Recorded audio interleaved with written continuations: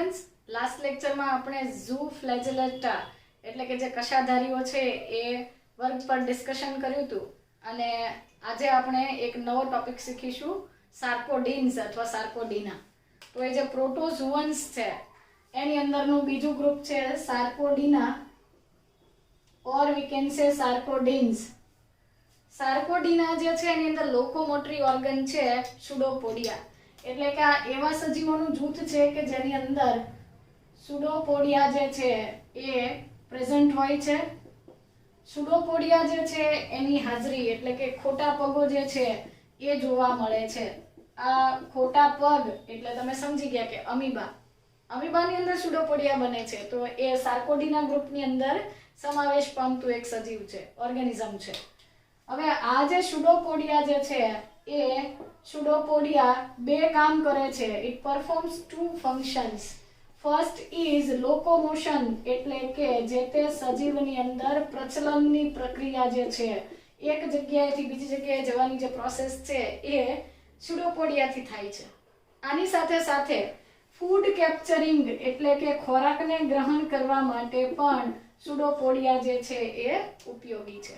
સો ખોટા પગ અથવા સુડોપોડિયા જે છે એ આ બે કામ કરે છે, જે સાર્કોડીન્સની અંદરની મુખ્ય લાક્ષણિકતા છે.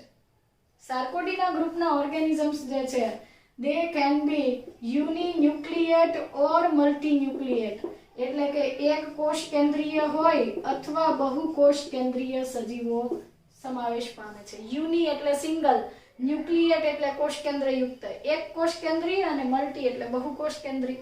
યુનિન્યુક્લિયેટ જે ઓર્ગેનિઝમ છે એનું એક્ઝામ્પલ લઈએ તો અમીબા પ્રોટિયસ, અને મલ્ટી ન્યુક્લિયેટ એટલે કે જેની અંદર ઘણા બધા કોષ કેન્દ્ર છે એવા ઓર્ગેનિઝમ્સના એક્ઝામ્પલ લઈએ તો એની અંદર આવશે પીલોમિક્ઝા, અને પીલોમિક્ઝા જે છે એ બહુકોષ કેન્દ્રીય સજીવનું ઉદાહરણ છે. હવે એના પછી આ જે ઓર્ગેનિઝમ્સ છે એટલે કે સાર્કોડીના જૂથના સજીવો ફ્રી લિવિંગ એટલે કે મુક્તજીવી હોઈ શકે અથવા પરોપજીવી એટલે કે પેરાસિટિક પણ હોઈ શકે છે. They can be in free living state or they can be parasitic in other animals or plants. કાં તો એ મુક્તજીવી હોય અથવા એ પરોપજીવી હોય. હવે પરોપજીવી હોય તો બીજા કોઈ સજીવના શરીરમાં અસ્તિત્વ ધરાવે, પણ જો ફ્રી લિવિંગ સ્ટેટમાં હોય તો એનું હેબિટેટ શું, ક્યાં વસવાટ કરે? ફ્રેશ વોટર એટલે કે મીઠા પાણીના જળાશયો, મરીન વોટર એટલે કે ખારા પાણીના જે વસવાટ છે એની અંદર, ફ્રેશ વોટર, મરીન વોટર એટલે સમુદ્ર અથવા તો ખારા પાણીના વસવાટ. And they are also present in muddy water or muddy areas, એટલે કે જે જગ્યાએ કાદવ કીચડ થતો હોય ત્યાં પણ તેઓ વસવાટ કરી શકે છે.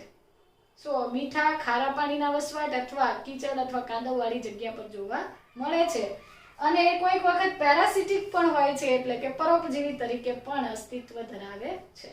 ઓકે, અગેન આ થઈ ગયા એના primary characters. Now we will come to the process of reproduction, એટલે કે પ્રજનનની વાત કરીએ તો સાર્કોડીના જૂથના સજીવો જે છે, સાર્કોડીન્સ જે છે એની અંદર રીપ્રોડક્શન બે રીતે થઈ શકે.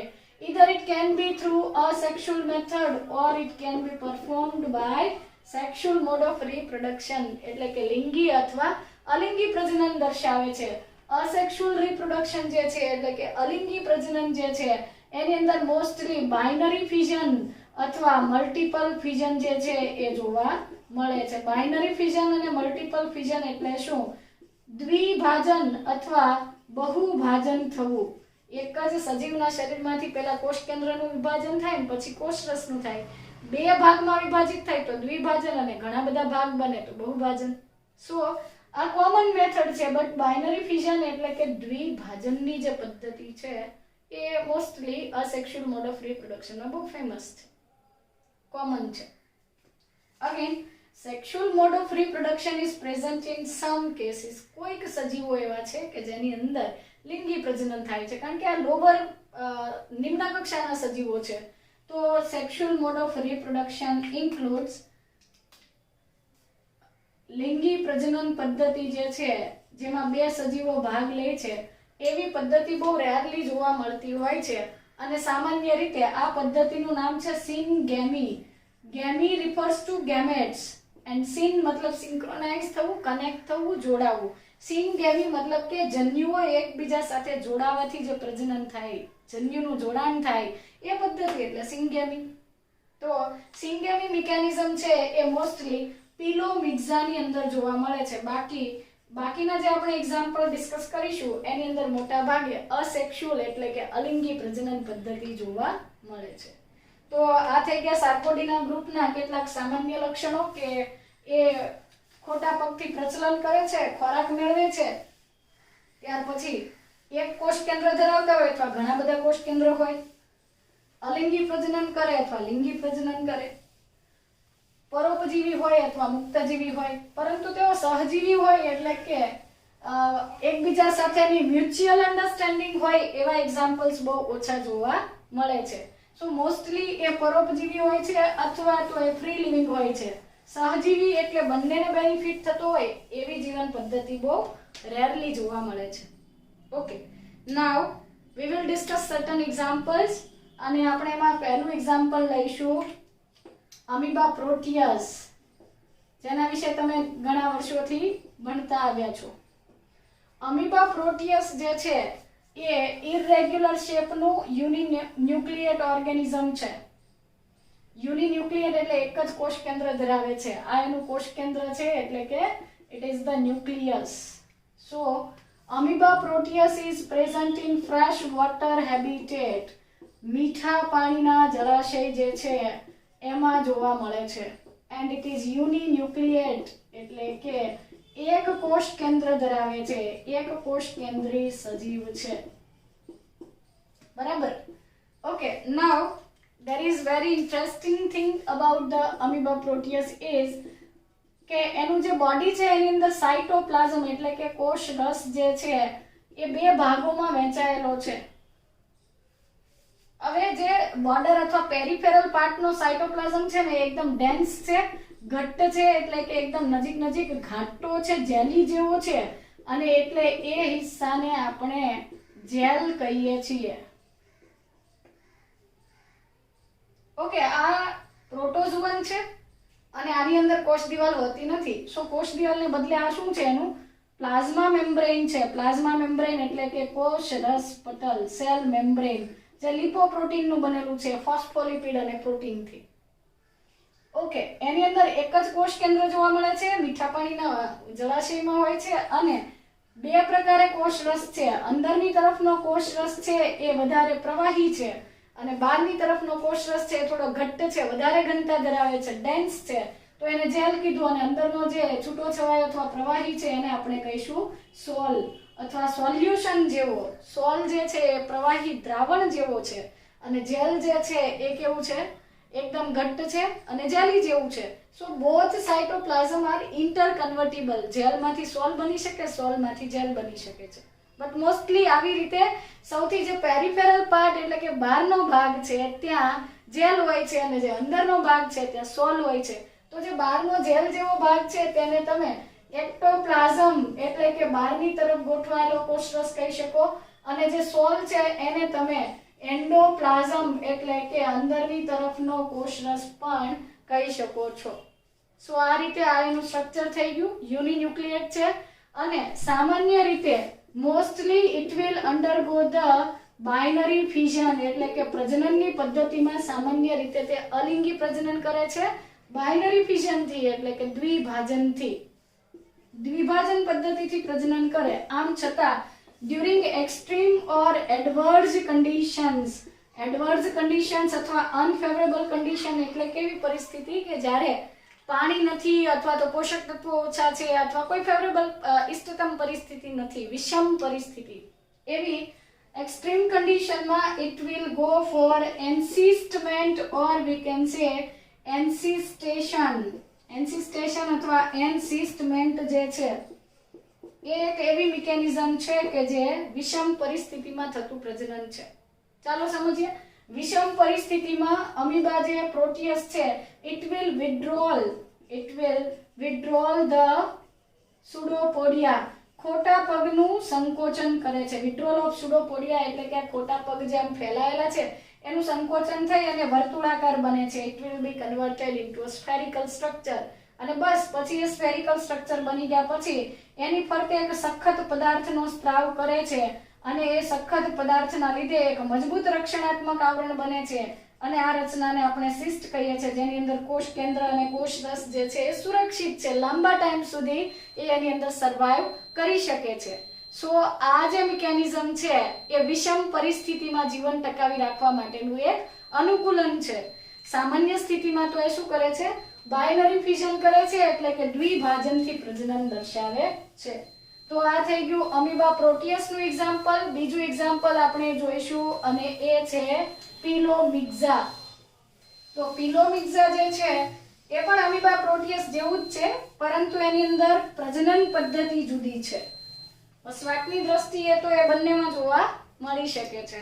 સો the second example is પિલોમિક્ઝા. પિલોમિક્ઝા જે છે એ એક એવું સજીવ છે કે જે મલ્ટીન્યુક્લિએટ છે. પિલોમિક્ઝા is the મલ્ટીન્યુક્લિએટ ઓર્ગેનિઝમ, એટલે કે તે બહુકોષ કેન્દ્રીય સજીવ છે. ઘણા બધા કોષ કેન્દ્ર ધરાવે છે અને એ તમારે યાદ રાખવાનું છે કે at one time it has 100 to 1000 ન્યુક્લિયી. 100 થી 1000 સુધીના કોષ કેન્દ્ર એની અંદર જોવા મળે છે. So it is multinucleated. It is also known as giant amoeba. એને giant amoeba અથવા તો મોટા કદની અમીબા કહેવાય છે because of the large body size. એના શરીરની સાઇઝ જે છે મોટી હોવાના લીધે એને જાયન્ટ અમીબા કહેવામાં આવે છે અને બહુ કોષ કેન્દ્રીય છે અને આની અંદર અલિંગી પ્રજનનના બદલે લિંગી પ્રજનન થાય છે. So it will undergo the sexual reproduction. લિંગી પ્રજનન દર્શાવે છે અને આ પદ્ધતિને આપણે કહીએ છીએ સિંગેમી. સિંગેમી એટલે કે જન્યુનું નિર્માણ થયા પછી જન્યુઓનું મિલન થવું. તો આ રીતે સિંગેમીથી એટલે કે જન્યુના જોડાણથી તેઓ પ્રજનન દર્શાવે છે. ઓકે, સો પહેલું એક્ઝામ્પલ હતું અમીબા પ્રોટિયસ, જે ફ્રેશ વોટરમાં રહેતું હતું, મુક્તજીવી હતું અને એની અંદર એક જ કોષ કેન્દ્ર હતું. પિલોમિક્ઝાની અંદર બહુ બધા કોષ કેન્દ્ર છે અને એ લિંગી પ્રજનન કરે છે, જ્યારે અમીબા પ્રોટિયસ જે છે એ શું કરતું હતું? અલિંગી પ્રજનન દર્શાવતું હતું. ઓકે, થર્ડ એક્ઝામ્પલ ઇઝ, ત્રીજું એક્ઝામ્પલ છે જેમાંથી બહુ વખત પ્રશ્ન પૂછાણા છે અને એ છે ઓલોકેન્થા. એલોકેન્થા અથવા ઓલોકેન્થા જે છે એ એક એવું એનું આમાંથી પૂછાતો પ્રશ્ન એ છે કે highest number of chromosomes in animal cells. આ પ્રોટોઝોઅન્સ જે છે એમાં કોષ દિવાલ નથી અને એટલે પ્રોટોઝોઅન્સ જે છે સાર્કોડીના જે છે તેને આપણે એનિમલ જેવા એટલે કે પ્રાણી જેવા સજીવો કહીએ છીએ. તો highest number of chromosomes, highest number of chromosomes, maximum નંબરમાં રંગસૂત્રો, સૌથી મહત્તમ સંખ્યાના રંગસૂત્રો એલોકેન્થામાં છે, પ્રાણી સૃષ્ટિની વાત કરીએ તો. અને ડિપ્લોઇડ સેલ એટલે કે ટ્રાઇઝેન તમે લઈ લો તો ઇટ વિલ બી 1600, એટલે કે એક કોષની અંદર 1600 રંગસૂત્ર એની અંદર જોવા મળે છે. તો આ થઈ ગઈ આ ત્રણ એક્ઝામ્પલ, અમીબા અથવા તો અમીબા પ્રોટિયસ, જાયન્ટ અમીબા, એલોકેન્થા. આ બધા ઓર્ગેનિઝમ્સ એવા છે કે જે સામાન્ય રીતે મુક્તજીવી સ્થિતિમાં રહે છે. જે લોકો ફ્રી લિવિંગ સ્ટેટમાં હોય એવા પ્રોટોઝોઅન્સની અંદર કોન્ટ્રેક્ટાઇલ વેક્યુલ હોય, એટલે કે જળ નિયમન માટે, આશ્રુતિ નિયમન માટે એની અંદર આકુંચક રસધાની બધામાં હોય છે. જ્યારે કોઈ સજીવ પેરાસિટિક બને છે એટલે એ બીજા સજીવના બોડીમાં જ્યારે જીવન ગાળે છે ત્યારે એની અંદર કોન્ટ્રેક્ટાઇલ વેક્યુલ એટલે કે આકુંચક રસધાની જોવા મળતી નથી. તો ચાલો કેટલાક એવા એક્ઝામ્પલ સમજીએ કે જેની અંદર આકુંચક રસધાની અથવા કોન્ટ્રેક્ટાઇલ વેક્યુલ જે છે એ ગેરહાજર છે.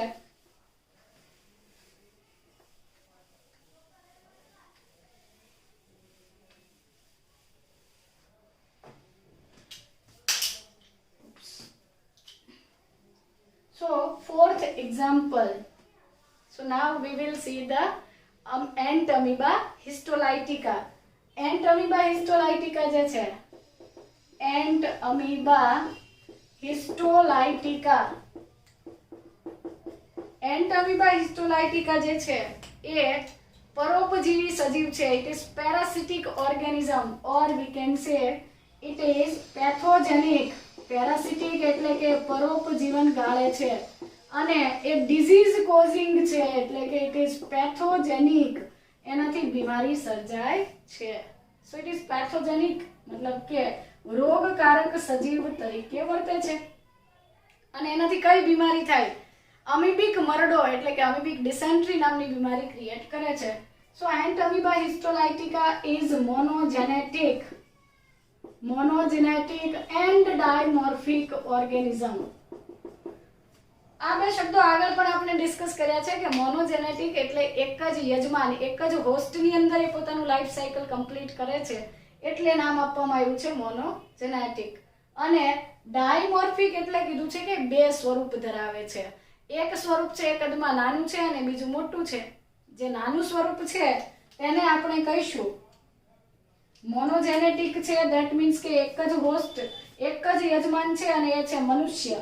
આપણા શરીરમાં એ પરોપજીવન ગાળી અને જીવન પૂર્ણ કરે છે. પાણી, કન્ટામિનેટેડ વોટર અને કન્ટામિનેટેડ ફૂડથી આપણા બોડીમાં એન્ટર થાય છે એટલે કે દૂષિત પાણી અને દૂષિત ખોરાક જે છે એનાથી આપણા શરીરમાં દાખલ થાય છે અને ત્યાર પછી આપણી અંદર અમીબિક મરડો નામની બીમારી કરે છે. અને ફરી પાછું જેને અમીબિક ડિસેન્ટ્રી થાય છે એના મળ દ્વારા એ ગટર અથવા સિવેજના પાણીમાં મિક્સ થાય છે અને એની અંદરના સિસ્ટ જે છે એ ફરીથી કોઈક રીઝનથી પીવાના પાણી સાથે મિક્સ થઈ જાય તો એવા કન્ટામિનેટેડ વોટરથી આપણને અમીબિક ડિસેન્ટ્રી થઈ શકે.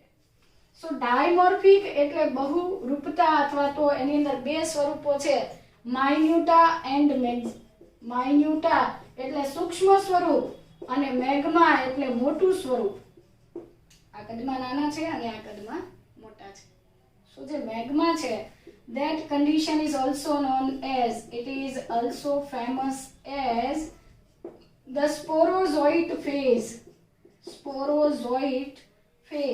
or stage.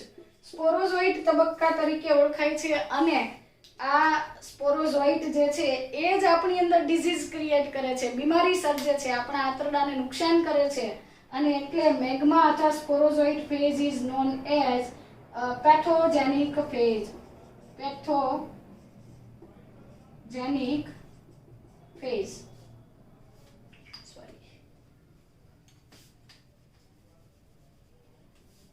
So this is pathogenic state of Entamoeba histolytica. Entamoeba histolytica ના બે તબક્કા સ્વરૂપ. માઇન્યુટા કદમાં નાનું છે અને એનાથી બીમારી નથી થતી. એ જ્યારે મોટું થાય છે, મેચ્યોર થાય છે ત્યારે એ આપણા આંતરડાને નુકસાન કરે છે. ચાલો તો સમજીએ કેવી રીતે ઇન્ફેક્શન થાય છે. કન્ટામિનેટેડ વોટર લઈ લઈએ આપણે. દૂષિત પાણી, contaminated water that will contain the cyst of Entamoeba histolytica. હવે ફરી પાછું cyst એટલે શું? કોસ્ટ થવું. જેવી રીતે અમીબા પ્રોટિયસની અંદર વિષમ પરિસ્થિતિમાં પેલું કઠણ રક્ષણાત્મક આવરણ બનતું હતું એવી રીતે આ Entamoeba histolytica જે છે એની અંદર પણ બોડીની સરાઉન્ડિંગમાં એક cyst બને છે, એક કઠણ અથવા રક્ષણાત્મક આવરણ બને છે અને this cyst is present at tetranucleate condition. It is present as tetranucleate condition એટલે કે 4 કોષ કેન્દ્ર ધરાવતી અવસ્થાએ આપણા બોડીની અંદર એન્ટર થાય છે વોટરના મીડિયમથી અથવા ફૂડના માધ્યમથી, ખોરાકથી અથવા પાણીથી. મોસ્ટલી વોટર દ્વારા એટલે કે પાણી દ્વારા ફેલાય છે. ઓકે, આ સિસ્ટ જે છે એમાંથી મેગ્મા બનવાના બદલે શરૂઆતમાં આપણા બોડીમાં આવ્યા પછી ઇટ વિલ ક્રિએટ ધ માઇન્યુટા એટલે કે સૂક્ષ્મ સ્થિતિનું નિર્માણ કરે છે. સો જે આ માઇન્યુટા છે but there will be formation of 8 haploid minuta. Haploid એટલે એકકીય. ખરેખર સિસ્ટ જે હતું એની અંદર 4 કોષ કેન્દ્ર હતા પણ ફરીથી પાછા એની અંદરથી 8 કોષ કેન્દ્ર બને છે. તો ધેટ મીન્સ કે એની અંદર અર્ધીકરણ થયું છે અને એના લીધે હેપ્લોઇડ માઇન્યુટા બને છે એટલે કે એકકીય કોષ કેન્દ્ર ધરાવતા સૂક્ષ્મ સ્વરૂપો અથવા માઇન્યુટા જે છે એ અસ્તિત્વમાં આવે છે. ઓકે, આપણા બોડીમાં દાખલ થઈને પછી આપણી અંદરથી ફૂડ, નરિશમેન્ટ બધું પોષણ મેળવે છે અને લાર્જ સાઇઝના બને છે જેને આપણે કહીશું મેગ્મા. જ્યારે મેગ્મા થાય છે ત્યારે આપણે લખ્યું હતું કે મેગ્મા પરિસ્થિતિ જે છે એ કેવી છે? પેથોજેનિક છે, રોગકારક છે. તમને એવું પૂછે કે pathogenic state of Entamoeba histolytica, that time we can say the magma. પણ તમને એવું પૂછે કે ઇન્ફેક્શિયસ સ્ટેજ, જેનાથી ઇન્ફેક્શન થયું છે એ પરિસ્થિતિ કઈ, તો તમારે કહેવાનું છે સિસ્ટ. સો the cyst is the infectious state. જ્યારે આ મેગ્મા કન્ડિશન હતી એ કેવી કન્ડિશન હતી? It was the pathogenic state of Entamoeba histolytica. Okay, ફરીથી કહું કે આ સિસ્ટ જે છે 4 કોષ કેન્દ્ર ધરાવતી રચના છે, પાણીના દ્વારા આવે છે, પાચન માર્ગમાં પ્રવેશી અને એમાંથી માઇન્યુટા 8 હેપ્લોઇડ માઇન્યુટા બને છે અને પછી એ મેગ્મામાં કન્વર્ટ થાય છે. And the magma is pathogenic, it is disease causing and it will secrete the histolytic substance. Histolytic substance એટલે histo એટલે પેશી, લાઇટિક એટલે ડિગ્રેડ કરવું, પેશીનું વિઘટન કરતી કોઈક રાસાયણિક પદાર્થો જે છે જે પેશીનું વિઘટન કરી શકે એવા પદાર્થોનો આ મેગ્મા જે છે, સપોઝ આ માઇન્યુટા આટલુંના મેગ્મા છે તો એ હિસ્ટોલાઇટિક સબસ્ટન્સ મુક્ત કરે છે અને એના કારણે આપણા પાચન માર્ગની એટલે કે ખાસ કરીને જે આંતરડાની અંદરની દિવાલ છે એને નુકસાન થાય છે. It damages the internal linings or the mucus lining of our intestine, એટલે કે આપણા આંતરડાની અંદરની દિવાલ જે છે એનું વિઘટન કરે છે અથવા એને ડેમેજ કરે છે, નુકસાન કરે છે અને એના કારણે વ્યક્તિને અમીબિક ડિસેન્ટ્રી નામની બીમારી થાય છે. So the person will feel or it will be affected by amoebic dysentery. Amoebic dysentery એટલે કે અમીબિક મરડો નામની બીમારી થાય છે, જેમાં વ્યક્તિને ઉદરમાં દુખાવો એટલે કે એબ્ડોમિનલ કેવિટીની અંદર પેટમાં દુખવું, ઉદરમાં દુખાવો, ત્યાર પછી વ્યક્તિ જે છે એના સ્ટૂલ અથવા એનું મળ જે છે એસિડિક હોય છે અને એ વ્યક્તિના મળ સાથે એટલે કે મળત્યાગની ક્રિયા સાથે along with the discharge of feces there will be discharge of blood as well as mucus, એટલે કે મળ સાથે રુધિર અને શ્લેષ્મનો પણ નિકાલ થાય છે કારણ કે આ પરિસ્થિતિમાં આંતરડાનું શ્લેષ્મ સ્તર છે એ નુકસાન પામે છે અને એના કારણે આવા સિમ્પટમ્સ જોવા મળે છે. બટ એન્ટીબાયોટિક દવાઓથી એ નિવારી શકાય છે. ઓકે, સો આ થઈ ગયું અમીબા હિસ્ટોલાઇટિકા અને એ તમે disease human health and disease વાળા ચેપ્ટરમાં પણ અમીબિક ડિસેન્ટ્રી જે છે એ ભણશો. 5મું એક્ઝામ્પલ છે એન્ટમીબા જિન્જીવાલિસ. એન્ટમીબા જિન્જીવાલિસ. જિન્જીવાલિસ refers to gums. આપણા પેઢા જે છે, દાંતને હોલ્ડ કરતા જે ગમ્સ છે, પેઢા જે છે એની અંદર આની ચેપ જે છે જોવા મળે છે. બટ કેટલાક સાયન્ટિસ્ટ એવું માને છે કે એન્ટમીબા જિન્જીવાલિસ ઇઝ નોટ પેથોજેનિક, મતલબ કે ડિઝીઝ ક્રિએટ કરતી નથી. અને એન્ટમીબા જિન્જીવાલિસ જે છે they are also known as tartars of teeth. Teeth જે છે એટલે કે આપણા દાંત જે છે એની વચ્ચેની જગ્યાઓની અંદર જોવા મળતું એક એનિમલ ક્યુલ છે. એનિમલ ક્યુલ એટલે કે જોવા મળતું પ્રાણી જેવું અથવા તો એ એક સભ્ય છે. આપણા દાંતની વચ્ચેનું જે અર્લી મોર્નિંગ જે એની અંદર કચરો જે હોય છે એ એનિમલ ક્યુલ છે અથવા ટાર્ટર્સ છે ને એની અંદર કોઈક વખત આપણે યોગ્ય રીતે એની સફાઈ ન કરતા હોઈએ તો એન્ટમીબા જિન્જીવાલિસ થઈ શકે છે. તો એન્ટમીબા જિન્જીવાલિસ થી કોઈ બીમારી નથી થતી, પણ ધારો કે કોઈ વ્યક્તિને પાયોરિયા થયું છે. પાયોરિયા એટલે શું? પાયોરિયા એટલે એવી પરિસ્થિતિ કે જેની અંદર વ્યક્તિના પેઢા જે છે, ગમ્સ જે છે સોજી જાય છે, જેમાંથી બ્લડ એટલે કે રુધિર અને પસ જે છે રિલીઝ થાય છે. એવી પરિસ્થિતિ જેની અંદર દાંત જે છે એનું પેઢા સાથેનું જોડાણ શિથિલ બને છે. આ કન્ડિશનમાં જો જિન્જીવાલિસ અથવા તો એન્ટમીબા જિન્જીવાલિસ દાખલ થાય અથવા એ જગ્યાએ એનું ઇન્ફેક્શન પણ થાય તો જે પાયોરિયાની કન્ડિશન હતી એ વધારે સિવિયર થાય છે.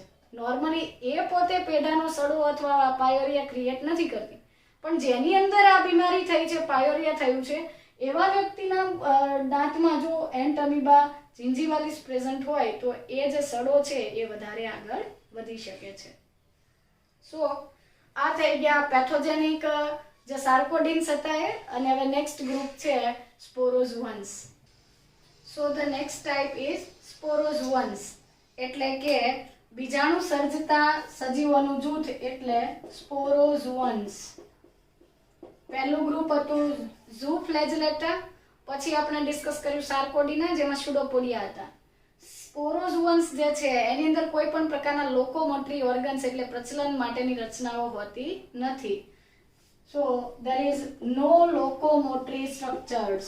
No locomotory structures are present in it. પ્રચલન કરી શકતા નથી પણ વહન પામે છે. અને મોસ્ટલી there are parasitic, એન્ડોપેરાસાઇટ છે, અંતઃપરોપજીવી છે. એન્ડોપેરાસાઇટ્સ એટલે જે તે સજીવના શરીરમાં દાખલ થઈ અને પરોપજીવન ગાળે છે. તો આ જે એન્ડોપેરાસિટિક ઓર્ગેનિઝમ્સ જે છે એની વાત કરીએ તો એના મુખ્ય એક્ઝામ્પલની અંદર પ્લાઝ્મોડિયમ છે, અને એની બહુ બધી સ્પીસીઝ જે છે એ અવેલેબલ છે. 4 જાતિ છે. પ્લાઝ્મોડિયમ જીનસ છે, અને એની સ્પીસીઝ અલગ અલગ સ્પીસીઝ જોઈએ તો Plasmodium vivax, Plasmodium falciparum, Plasmodium ovale અને Plasmodium malariae. Plasmodium vivax, Plasmodium falciparum, Plasmodium ovale અને પ્લાઝ્મોડિયમ મલેરી. આ ઓવેલ જે છે એ બીમારી ઇન્ડિયામાં થતી નથી, બટ ફિલિપાઇન્સની અંદર, ફિલિપાઇન્સ કન્ટ્રીમાં એના બહુ બધા કેસીસ જોવા મળે છે. ઓકે, તો આ પ્લાઝ્મોડિયમ જે છે એ સ્પોરોઝોઅન છે, અને એનાથી મલેરિયા નામની બીમારી જે છે એ મનુષ્યમાં જોવા મળે છે. તો આ પ્લાઝ્મોડિયમ એન્ડોપેરાસિટિક છે, એન્ડ ઇટ ઇઝ ડાયજેનેટિક પેરાસાઇટ. ડાયજેનેટિક એટલે 2 સજીવો 2 યજમાનમાં પોતાનું જીવન ચક્ર પૂર્ણ કરે છે. અને તમે જાણો છો કે એક હોસ્ટ છે એ ફિમેલ એનોફિલિસ મસ્કીટો છે, ફિમેલ એનોફિલિસ મચ્છર, અને એક જે છે એ હ્યુમન એટલે કે મનુષ્ય ઉપરાંત માદા એનોફિલિસ મચ્છરના શરીરમાં એ જીવન ચક્ર પૂરું કરે છે. જ્યારે માદા એનોફિલિસ એટલે કે ફિમેલ મોસ્કીટો આપણને કાઢે છે ત્યારે એની સલાઇવરી ગ્લેન્ડ એટલે કે લાળ ગ્રંથિમાંથી ઉત્પન્ન થયેલું જે સલાઇવા એટલે કે લાળરસ જે છે એના દ્વારા એના સ્પોરોઝોઇટ્સ જે છે, બીજાણુઓ જે છે એ આપણી અંદર આવે છે અને મલેરિયા થાય છે. સો આ જે સ્પોરોઝોઅન્સ છે એની અંદર રીપ્રોડક્શન જે છે, પ્રજનન જે છે એ બંને રીતે થાય છે, લિંગી પ્રજનન અને અલિંગી પ્રજનન. પણ આપણા બોડીમાં એટલે કે મનુષ્યની અંદર તે ફક્ત અલિંગી પ્રજનન કરે છે, એટલે કે અસેક્સ્યુઅલ રિપ્રોડક્શન કરે છે, જેને કહેવામાં આવે છે સાઇઝોગોની અથવા સિઝોગોની. સિઝોગોની અથવા સાઇઝોગોની પદ્ધતિની અંદર એ જે પ્લાઝ્મોડિયમ છે એ શું કરે છે, બીજાણુ જેવી રચનાઓ અથવા અલિંગી પ્રજનન કરે છે અને અલિંગી બીજાણુ સર્જે છે, અને 2 કોષોની અંદર કરે છે, હ્યુમન્સના આરબીસી અને લિવર સેલ્સ. પહેલા તો એનો શરૂઆતનો જે લાઈફ સાયકલનો શરૂઆતનો તબક્કો આપણા યકૃતમાં, પહેલા રુધિરના મારફતે યકૃત એટલે કે લિવરમાં જાય છે અને ત્યાં પ્રજનન કરે છે, અને જે પ્રજનન છે એને કહેવાય છે હિપેટિક સિઝોગોની અથવા હિપેટિક સાઇઝોગોની કહેવાય છે. જ્યારે રક્તકણની અંદર જે અલિંગી પ્રજનન થાય છે એટલે કે આરબીસી ની અંદર જે રિપ્રોડક્શન થાય છે that is known as રક્તકણનું બીજું નામ છે એરિથ્રોસાઇટ, અને એરિથ્રોસાઇટ ની અંદર થતી સિઝોગોની એટલે એરિથ્રોસાઇટિક સિઝોગોની. એરિથ્રોસાઇટિક સિઝોગોની અથવા સાઇઝોગોની. તો આ પહેલી રિપ્રોડક્શનની ટેકનિક થઈ અથવા પદ્ધતિ થઈ કે જે મનુષ્યમાં જોવા મળે છે, અને એને આપણે સાઇઝોગોની અથવા સિઝોગોની તરીકે ઓળખીએ છીએ. આ ઉપરાંત બીજી પ્રજનન પદ્ધતિ છે એની અંદર ગેમોગોની. સેકન્ડ મેથડ છે ગેમોગોની. ગેમોગોની અંદર પ્રજનન કોષો ગેમેટ્સ અથવા જન્યુઓ સર્જાય છે. તો આ જન્યુ સર્જતી જે પદ્ધતિ છે it will start in human. આ પદ્ધતિ શરૂ થાય છે મનુષ્યમાં અને completes in female anopheles mosquito. મતલબ કે માદા એનોફિલિસ મચ્છરના શરીરમાં ગેમોગોની પદ્ધતિ પૂરી થાય છે. ખરેખર આપણા શરીરમાં અર્લી મોર્નિંગ અથવા લેટ નાઇટ જ્યારે ટેમ્પરેચર નીચું હોય ત્યારે આ પ્લાઝ્મોડિયમ છે એ ગેમેટ્સ બનાવે છે, પ્રજનન કોષો એટલે કે જન્યુ સર્જે છે. એ ટાઈમે મોસ્કીટો જે છે એનોફિલિસ મચ્છર જે છે એ એવા વ્યક્તિના બ્લડને ચૂસે છે અને એમાંથી એ ગેમેટ જે છે એ મચ્છરમાં જાય છે અને ફરી પાછું ત્યાં ફલન એટલે કે ફર્ટિલાઇઝેશન થઈ અને લિંગી બીજાણુઓ બને છે અને ફરી પાછા એ બીજાણુ લાળ ગ્રંથિમાં જાય છે અને મનુષ્યમાં પાછા દાખલ થાય છે. તો આ રીતે ગેમોગોની જે છે એ બંનેમાં થાય છે અને ત્યાર પછી સ્પોરોગોની જેમાં લિંગી બીજાણુઓ સર્જાય, લિંગી પ્રજનનથી જે બીજાણુઓ સર્જાય, આ બીજાણુ બનવાની મુખ્ય જે પ્રોસેસ છે એ ફક્ત અને ફક્ત માદા એનોફિલિસ મચ્છર જે છે એની અંદર જ પૂર્ણ કરે છે. આ રીતે મલેરિયાનું પેરાસાઇટ જે છે એ પોતાનું લાઈફ સાયકલ મનુષ્ય અને એનોફિલિસ મચ્છર બંનેમાં કમ્પ્લીટ કરે છે. આમ છતાં એક અગત્યની બાબત એ નોંધવા જેવી છે કે જ્યારે એ હ્યુમન્સના આરબીસીમાં હોય છે, એરિથ્રોસાઇટિક સાઇઝોગોની કર્યા પછી એ બહુ બધા પ્લાઝ્મોડિયમ આપણા રક્તકણમાં ડિપોઝિટ થાય અને કોઈક વાર ફાટે છે. બહુ બધા એની અંદર પ્લાઝ્મોડિયમ થઈ ગયા તો હવે એ જગ્યા ઘટતા આરબીસી જે છે એનું રપ્ચરિંગ થાય છે, આરબીસી તૂટે છે. રક્તકણ તૂટવાની ક્રિયા દરમિયાન તે રક્તકણમાં રહેલા હિમોગ્લોબિનનું વિઘટન કરીને એક વિષારી પદાર્થ મુક્ત કરે છે જેને કહેવાય છે હિમોઝોઇન.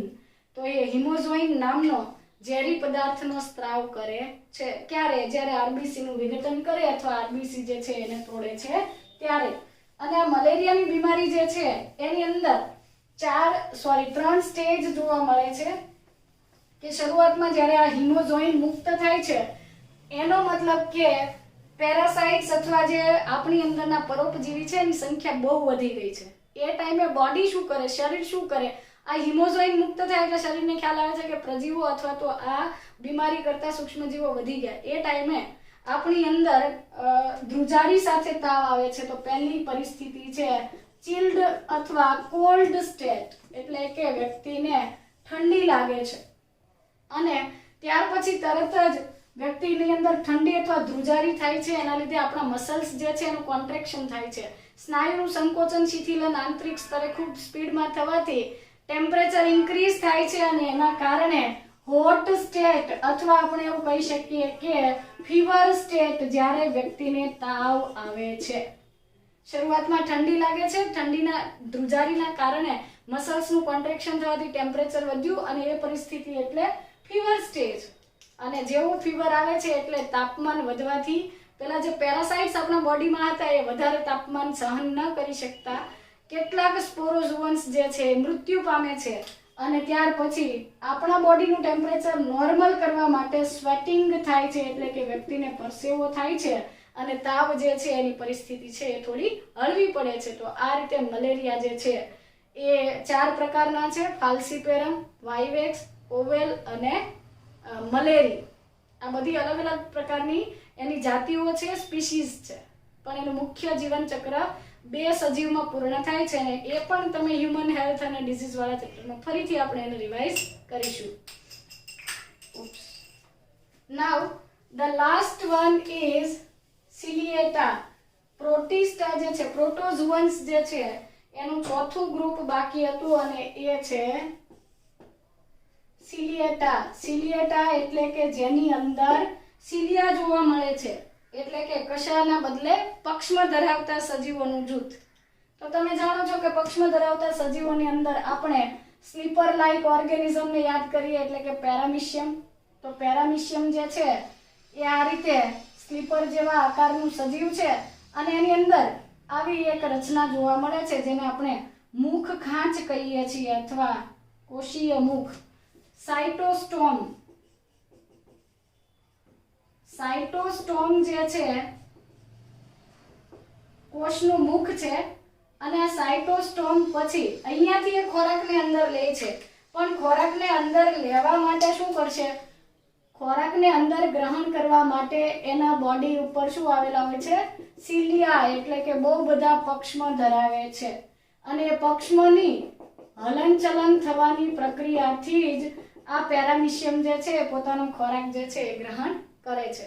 હવે આ પક્ષમાંની મૂવમેન્ટથી ખોરાકના ફૂડ પાર્ટિકલ પહેલા સાઇટોસ્ટોમમાં આવે છે.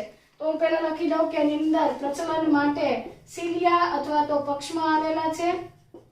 સાઇટોસ્ટોમ અથવા કોષીય મુખથી ખોરાક અંદર દાખલ થાય છે and it is followed by gullet.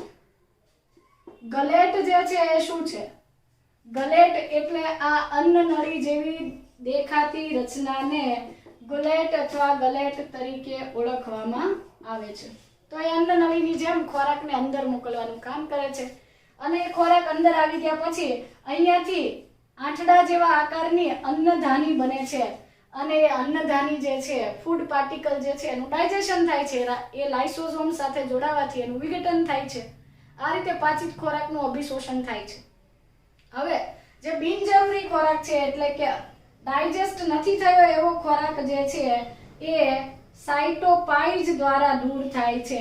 તો અહીંયા એક જે અપાચિત ખોરાક છે અહીંયા આવે છે અને સૂક્ષ્મ છિદ્ર દ્વારા એના કોષની બહાર નિકાલ પામે છે અને આ જે છિદ્ર છે એને કહેવાય છે સાયટોપાઇઝ એટલે કે કોષીય ગુદા.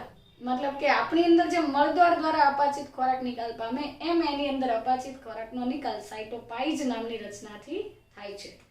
પેરામિશિયમની અંદર કોન્ટ્રેક્ટાઇલ વેક્યુલ એટલે કે આ રીતે ગોઠવાયેલી આકુંચક રસધાનીઓ આવેલી છે અને એ સામસામેના બંને છેડે પ્રેઝન્ટ હોય છે. આકુંચક રસધાની અથવા કોન્ટ્રેક્ટાઇલ વેક્યુલ જે છે એ કોન્ટ્રેક્ટાઇલ વેક્યુલની મદદથી ઓસ્મોરેગ્યુલેશન કરે છે. ઓસ્મોરેગ્યુલેશનનો મતલબ છે કે એ આશ્રુતિ નિયમન અથવા જળ નિયમન કરે છે. ઓકે, ત્યાર પછી મોસ્ટ ઇમ્પોર્ટન્ટ પોઈન્ટ કે પેરામિશિયમની અંદર બે પ્રકારના કોષ કેન્દ્ર, 2 types of nucleus are present. જે મોટું અને બિન શેપનું છે, વાલના દાણા જેવા આકારનું અથવા કિડની જેવા શેપનું કોષ કેન્દ્ર છે એને કહેવાય છે મેક્રોન્યુક્લિયસ અને જે કદમાં નાનું ન્યુક્લિયસ છે એને કહેવાય છે માઇક્રોન્યુક્લિયસ. લઘુ કોષ કેન્દ્ર અને બૃહદ કોષ કેન્દ્ર. માઇક્રોન્યુક્લિયસ કદમાં નાનું છે અને મેક્રોન્યુક્લિયસ કદમાં મોટું છે. મેક્રોન્યુક્લિયસ જે છે એ કોષમાં થતી બધી જે પ્રોસેસીસ છે એને રેગ્યુલેટ કરે છે, કંટ્રોલ કરે છે, જ્યારે માઇક્રોન્યુક્લિયસ જે છે એ પ્રજનનની પ્રક્રિયામાં ભાગ લે છે. ખાસ કરીને જ્યારે લિંગી પ્રજનન થશે ત્યારે આ માઇક્રોન્યુક્લિયસ એક પેરામિશિયમથી બીજા પેરામિશિયમમાં ટ્રાન્સફર થતા હોય છે. તો આ થઈ ગઈ પેરામિશિયમની સામાન્ય બાબત. હવે પેરામિશિયમ જે છે, પેરામિશિયમ એ ફ્રી લિવિંગ છે, મોટા ભાગે એ મુક્તજીવી છે. જ્યારે સિલિએટામાં બીજું એક્ઝામ્પલ છે બેલેન્ટિડિયમ અથવા બેલેન્ટિડિયમ જે છે એ પરોપજીવી સજીવ છે અને એનાથી પણ આપણને મરડો થાય છે, એટલે કે વ્યક્તિની અંદર એ પાચન તંત્ર સંબંધિત બીમારી સર્જે છે. તો પેરામિશિયમની વાત કરીએ તો પેરામિશિયમ જે છે એની અંદર 3 સ્પીસીસ છે. પેરામિશિયમ ઓરેલિયા કોડેટમ લખીએ પહેલા. પેરામિશિયમ કોડેટમ, પેરામિશિયમ ઓરેલિયા, પેરામિશિયમ કોડેટમ, પેરામિશિયમ ઓરેલિયા અને પેરામિશિયમ માઇક્રો મલ્ટીન્યુક્લિયેટ. આ 3 સ્પીસીસ છે. આ પેરામિશિયમ પ્રજાતિ જે છે એને 3 અલગ અલગ જાતિ છે, ઓરેલિયા, કોડેટમ અને માઇક્રો મલ્ટીન્યુક્લિયેટ. એમાં ફરક શું છે? પેરામિશિયમ કોડેટમ છે એની અંદર એક મેક્રોન્યુક્લિયસ એટલે કે એક મોટું કોષ કેન્દ્ર છે અને એક નાનું કોષ કેન્દ્ર એટલે કે એક માઇક્રોન્યુક્લિયસ છે.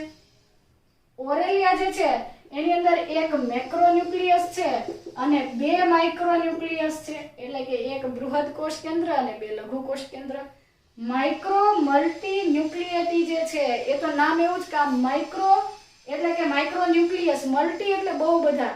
તો આની અંદર એક મેક્રોન્યુક્લિયસ છે અને મેની ઘણા બધા માઇક્રોન્યુક્લિયસ જે છે એ જોવા મળે છે. તો આ થઈ ગયું પેરામિશિયમ. પક્ષમાં દ્વારા એટલે કે સિલિયા દ્વારા પ્રચલન કરે છે. સ્લીપર જેવા શેપનું છે.